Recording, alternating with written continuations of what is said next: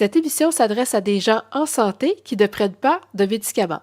Si vous prenez des médicaments, vous devez d'abord obtenir l'accord de votre médecin avant de débuter l'alimentation cétogène. Le but de cette émission est de vous transmettre mon expérience avec l'alimentation cétogène. Veuillez noter que je ne suis pas médecin ou nutritionniste. Les informations contenues dans cette émission ne doivent pas remplacer l'avis de votre médecin ou de votre nutritionniste. Bonjour, bienvenue à l'émission. Aujourd'hui, c'est une émission très importante.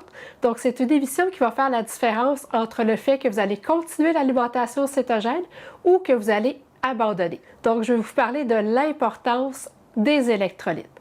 Donc, je vais vous parler justement des symptômes. Donc, qu'est-ce qu'on va ressentir si on ne rebalance pas correctement nos électrolytes? Donc, on va aller dans ma cuisine. Je vais vous montrer c'est quoi le Ketorade. Et puis, je vais aussi vous montrer la façon que moi, j'utilise pour rebalancer mes électrolytes à tous les jours. Et puis, je vais cuisiner un bouillon d'os. Donc, le bouillon d'os, là, vous allez voir, c'est un vrai remède de grand-mère. Donc, ça a plein de bienfaits pour la santé. Donc, je vais vous parler des bienfaits du bouillon d'os. Et puis, le bouillon d'os, bien, c'est aussi une autre façon de rebalancer les électrolytes. Donc, il y a beaucoup de gens qui abandonnent l'alimentation cétogène parce qu'ils ont des symptômes désagréables. Donc, ils se sentent vraiment pas bien. Donc, ils pensent que l'alimentation cétogène ne leur convient pas. Donc, ils vont abandonner. Mais dans le fond, là, tous les symptômes qu'on peut ressentir, ça a pas mal toute la même cause, c'est-à-dire un débalancement d'électrolytes.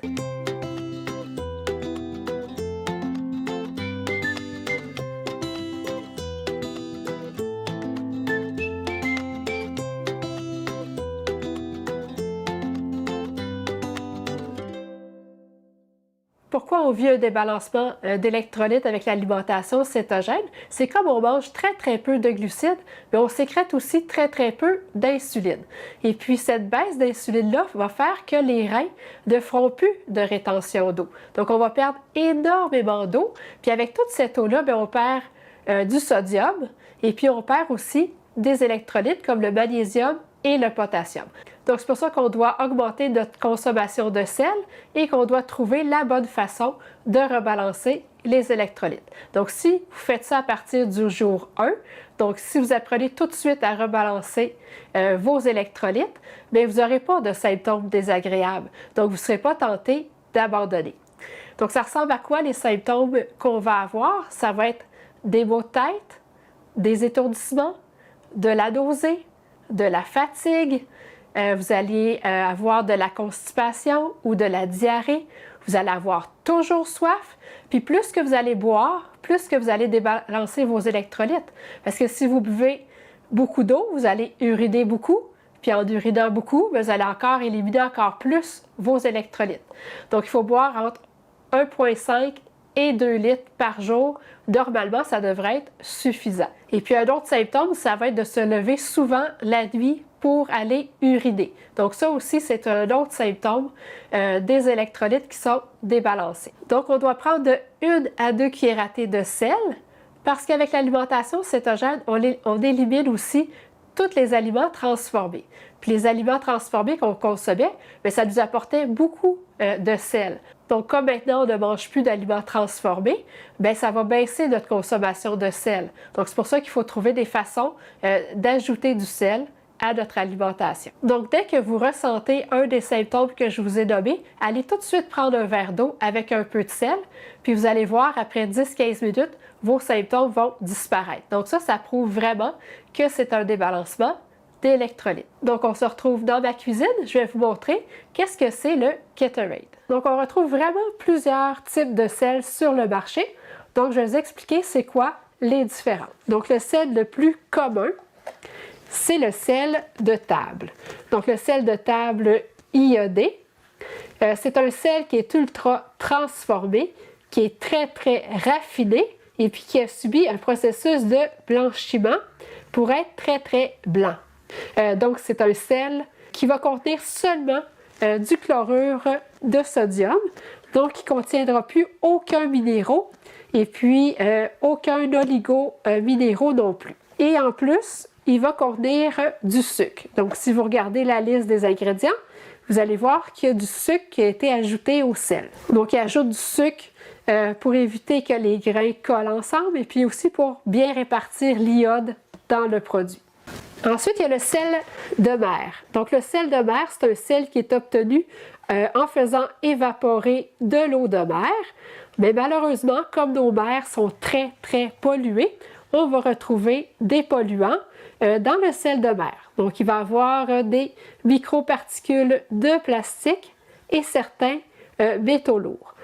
Mais bon, c'est des quantités très, très minimes, donc c'est pas assez pour nuire à la santé, mais c'est juste d'être conscient que c'est présent dans le sel de mer.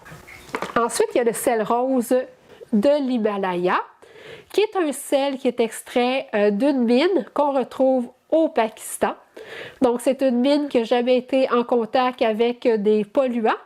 Donc, c'est un sel qui est pur, qui n'a subi aucune transformation. Et puis, c'est un sel qui est très, très riche en minéraux et en oligo-minéraux. Et puis, c'est des minéraux qui sont très facilement assimilables. Donc, on va retrouver entre autres du calcium, du magnésium, du fer. Donc, c'est pour ça qu'il est rose. C'est le fer contenu dans le sel de l'Himalaya qui lui donne sa couleur rose. Ensuite, on va retrouver du potassium, du phosphore, du zinc et du sélénium. Donc, on peut l'avoir sous forme de cristaux. Et puis, on va l'avoir aussi sous forme moulue. Donc, pour savoir si un sel est iodé ou non, ça va toujours être écrit dessus. Comme ici, on voit que c'est un sel rose de l'Himalaya qui a été iodé. Donc, si ce n'est pas écrit iodé sur votre sel, ça veut dire qu'il ne contient pas d'iode. Ensuite, un autre sel vraiment intéressant, c'est le Real Salt. Donc, le Real Salt, c'est la seule compagnie qui va exploiter un océan très, très ancien qui n'a pas subi de contamination, donc qui n'a pas été en contact avec aucun polluant. Donc, c'est un autre sel pur qui n'a subi aucune transformation. Donc, comme on peut voir, il est un peu grisâtre, donc il n'a pas subi de processus de blanchiment comme le sel de table. C'est un sel qui n'est pas iodé. Donc, est-ce que c'est important de choisir un sel iodé? Moi, j'aime mieux prendre mon iode sous forme de supplément parce que des fois, le sel est iodé depuis tellement longtemps que malheureusement, ça s'est un peu évaporé. Donc, on n'est pas toujours certain d'aller chercher toute l'iode qu'on a besoin. Et puis, l'iode, on n'en a pas besoin beaucoup, mais vraiment essentiel à la santé, entre autres, de la glande thyroïde. Donc, c'est vraiment important d'aller chercher de l'iode à tous les jours.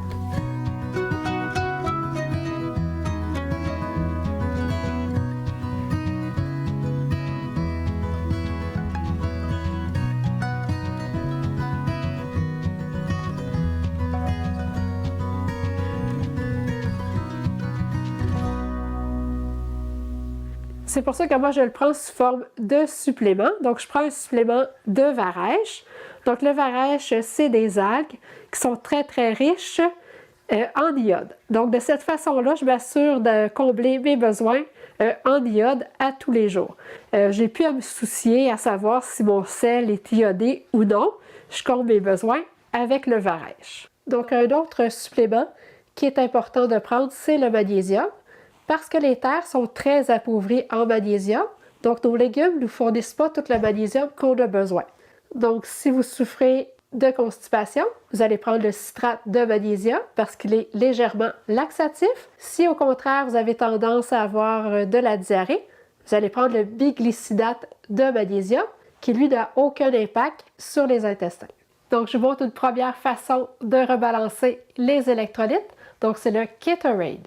Donc, dans un pot maçon d'1 litre, je vais mettre 3 cuillères à soupe de jus de citron.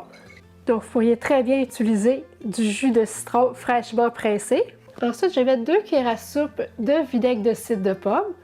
C'est vraiment important de choisir un vinaigre de cidre de pomme biologique avec la mer. Donc, comme ça, on va aller chercher tous les bienfaits du vinaigre de cidre de pomme. Donc, celui-là, on le trouve chez Costco, mais vous allez en trouver facilement à l'épicerie aussi. Ensuite, je vais mettre une demi-cuillère à thé de sel de potassium, donc l'herbe amare bleu. Vous allez le trouver à l'épicerie dans la rangée des produits bio. Ou sinon, vous pouvez le faire livrer directement de la compagnie Vogel. Donc, vous pouvez le commander sur le site de la compagnie Vogel et puis il n'y a pas de frais de transport. Donc, ça peut être une façon simple de vous procurer l'herbe amare bleue. Ça permet de combler nos besoins en potassium parce qu'il faudrait consommer de 7 à 10 tasses de légumes verts par jour pour combler tous nos besoins en potassium. Parce que c'est pas recommandé de prendre un supplément de potassium sans la supervision d'un médecin. Donc, si vous prenez des médicaments pour la haute pression, faites attention. Vous allez devoir demander à votre pharmacien parce qu'il y a beaucoup de médicaments pour la haute pression qui font monter les taux de potassium. Donc, vous avez déjà un taux élevé de potassium. C'est pas recommandé d'en ajouter. Donc, une demi-cuillère à thé. Puis, je vais ajouter une demi-cuillère à thé de sel. Et puis là, je vais ajouter de l'eau minérale.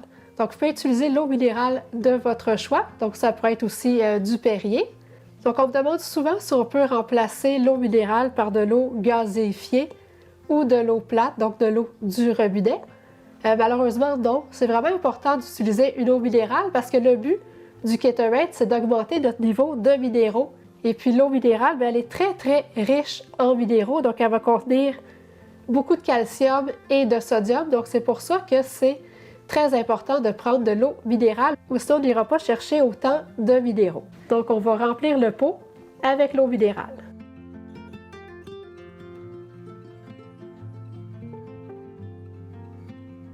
Donc là, pour donner de la saveur, vous pourriez mettre quelques gouttes de stevia avec une poche de tisane. Il y a aussi des aromatiseurs comme ça ici. Donc ça donne de la saveur et puis ça contient aucun édulcorant. Donc vous pourriez mettre quelques gouttes de saveur avec un peu de stevia liquide. Donc ça, vous allez les trouver partout où est-ce qu'ils vendent les SodaStream. Donc chez Walmart, chez Canadian Tire. Et puis c'est souvent près des SodaStream. Et puis j'ai vu aussi chez Maxi cette semaine, ils vendent la même chose mais de la marque Bubbly. Ou sinon, il y a des aromatiseurs d'eau comme ça, c'est super intéressant aussi. Il y a plein de saveurs, mais assurez-vous que c'est sucré à la stevia. Donc ceux-là, choix du président, c'est sucré à la stevia, donc c'est parfait. Et puis c'est important de ne pas rendre le liquide trop sucré. Donc il faut idéalement qu'il soit bon au goût, sans être trop sucré, parce que si vous voulez le boire pendant le jeûne, un goût trop sucré pourrait briser le jeûne. Mais si ça a juste un petit goût un peu sucré, donc juste pour que ça soit bon à boire, mais ça ne brisera pas le jeûne parce que la stevia elle a un index glycémique de 0, donc elle ne fait pas sécréter d'insuline. Mais un goût trop sucré, ça pourrait faire sécréter de l'insuline parce que votre cerveau pourrait interpréter ça comme si vous aviez mangé du sucre. Donc, il faut juste essayer de bien balancer le goût. Donc, je vais juste en mettre un peu. Et puis, on brasse. Donc, ça, c'est une première façon de rebalancer les électrolytes. Donc, vous allez boire ça tout au long de votre journée. Donc, vous allez le boire au complet, mais on ne le boit pas tout d'un coup parce qu'un trop grand apport en sel trop rapide, ça pourrait donner la diarrhée. Donc, on le boit tranquillement tout au long de la journée. Et puis, vous, si ça vous convient, si vous vous sentez bien avec ça, bien, vous faites ça à tous les jours. Donc, je vous montre une deuxième façon de rebalancer les électrolytes. Donc, moi, c'est la façon que j'utilise pour rebalancer mes électrolytes. Donc, je me fais ça à tous les jours. Donc, moi, j'utilise le Vegaspar Hydratation. Donc, ça, vous allez trouver ça sur Amazon ou dans les magasins d'aliments naturels. Et puis, même chez Maxi, dans la rangée des produits bio, vous allez le trouver. Donc, ça vient avec une mesure. Donc, je mets une mesure de Vegaspar Hydratation dans ma bouteille. Donc, j'ai acheté une bouteille en vitre. Donc, c'est mieux. Comme ça, il n'y a pas de transfert de plastique dans mon eau. Donc, je mets une mesure de Vegaspar Hydratation. Je vais mettre une demi-cuillère à thé de sel. Donc, le sel rose de l'Himalaya iodé, on le retrouve chez Costco. Une demi-cuillère à thé de sel bleu, herbe amare, donc le sel de potassium. Et comme je vous disais tantôt, c'est important, si vous prenez des pilules pour la haute pression, vérifiez avec votre pharmacien avant de consommer le sel de potassium. Et puis, je vais remplir ma bouteille avec de l'eau. Donc là, je peux prendre l'eau de mon choix. parce que mes électrolytes vont venir de ma poudre de Vegasport. Et puis, il me reste juste à brasser. Donc, moi, je trouve ça plus simple de rebalancer mes électrolytes avec le Vegasport Hydratation. Comme ça, je n'ai pas besoin d'acheter une bouteille de Perrier à tous les jours. Puis ça, c'est vraiment important. Il faut prendre nos électrolytes à tous les jours. Donc, ça va être à vous de trouver la recette qui vous convient. Et puis, une troisième façon de bien rebalancer nos électrolytes, c'est le bouillon d'os. Puis moi, souvent, je vais prendre ma bouteille de Vegasport Hydratation et puis je vais aussi prendre une tasse de bouillon d'os. Parce que si je prends juste le Vegasport Hydratation, si je suis quelques jours sans prendre de bouillon d'os, je peux avoir des crampes dans les jambes la nuit. Mais si je combine les deux, j'ai aucune crampe et puis tout va très très bien.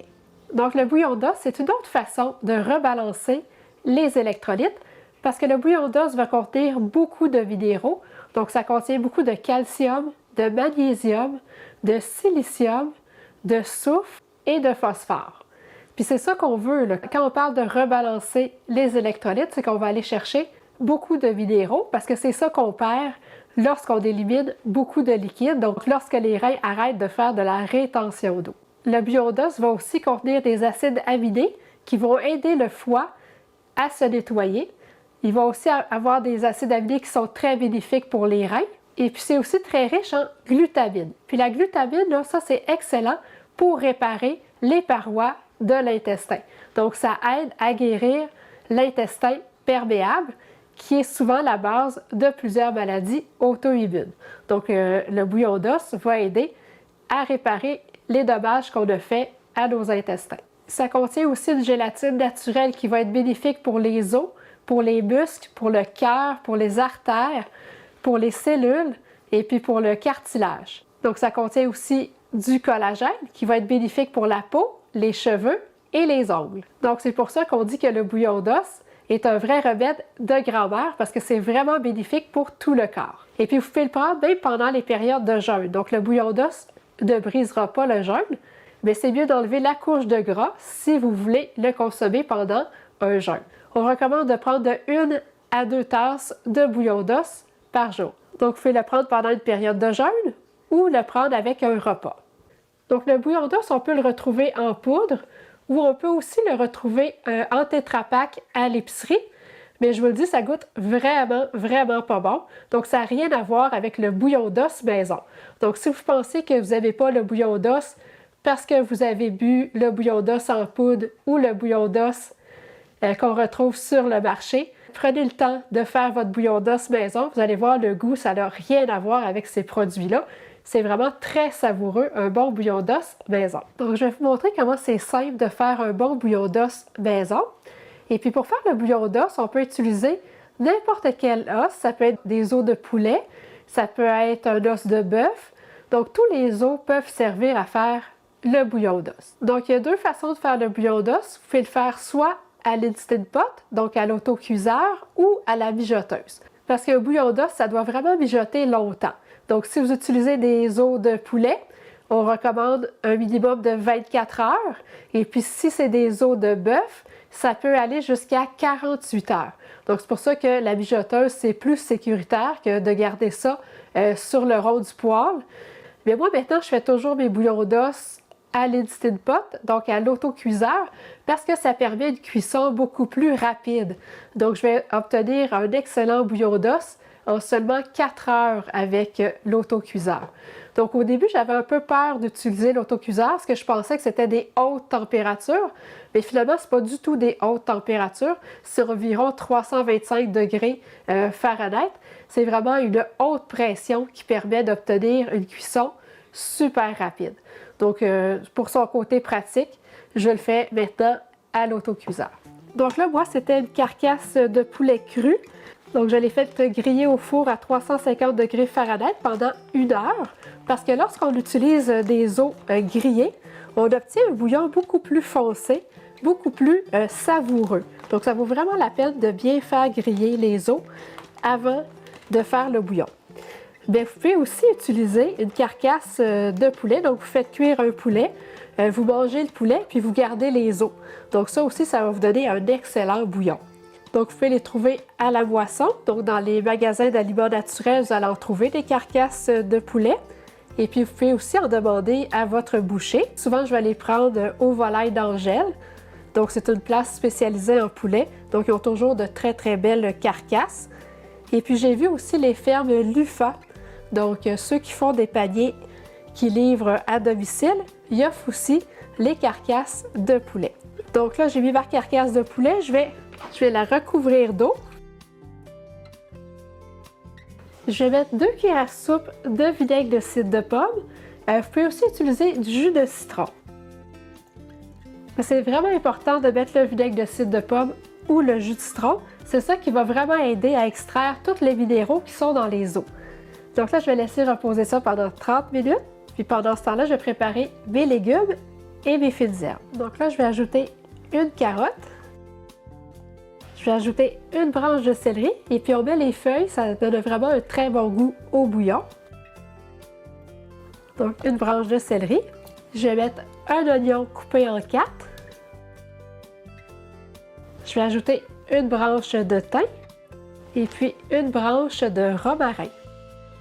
Donc ça, les fines herbes, là, ça se conserve très très bien au congélateur dans un sac Ziploc.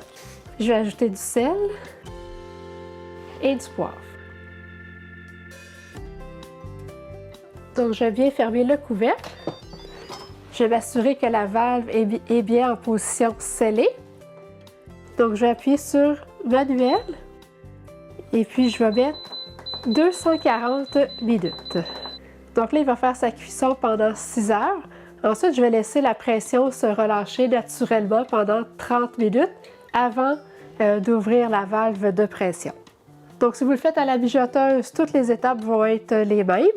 Je vous recommanderais juste de mettre pendant 1 heure, 1 heure et demie, de mettre votre mijoteuse à haute température pour amener le liquide à ébullition. Une fois que ça va bouillir, vous allez pouvoir baisser votre mijoteuse à basse température pour 24 heures. Donc là, il va rester à filtrer le bouillon. Donc avec des pinces, je vais enlever les gros morceaux, puis je vais les mettre dans le tamis. Donc là, je vais utiliser une louche pour vraiment bien filtrer le bouillon. Donc quand on enlève assez et que c'est moins lourd, on peut prendre le chaudron là, puis le verser directement dans la passoire. Donc, c'est pas plus long que ça. On obtient vraiment le bouillon, vraiment une belle couleur. Donc là, je vais laisser refroidir le beau bouillon d'os. Et puis, quand il va être assez froid, je vais pouvoir le mettre dans des pots maçons pour pouvoir le mettre au congélateur. Donc, si vous voulez mettre les pots maçons au congélateur, c'est important de garder un bon espace de tête parce que le liquide, en congelant, il va prendre de l'expansion. Pour éviter que les pots fissurent, c'est vraiment important de garder un bon espace de tête. Donc, pour faire réchauffer le bouillon d'os, je vais utiliser un petit chaudron et puis je vais le faire chauffer à feu moyen doux. Puis je vais essayer d'éviter de le faire bouillir parce qu'on ne veut pas trop faire chauffer le bouillon pour ne pas abîmer le collagène. Et puis si j'ai besoin d'amener le bouillon au bureau, je vais le mettre dans un thermos. Donc, ça permet de le garder chaud pendant plusieurs heures. Donc, comme vous avez pu voir, c'est vraiment très simple de se faire un bon bouillon d'os maison. C'est tellement savoureux. Et puis, je vous ai montré aussi différentes façons de rebalancer vos électrolytes. Donc, c'est à vous de trouver la façon qui vous convient. Donc, de trouver la quantité de sel que vous avez besoin dans votre journée pour vous sentir bien. Donc, on recommande de 1 à 2 cuillères à thé de sel par jour. Et puis, quand vous allez avoir trouvé la bonne façon de rebalancer vos électrolytes, que vous allez vous sentir super bien, bien répétez la recette à tous les jours. Donc, merci d'avoir été là et on se revoit bientôt.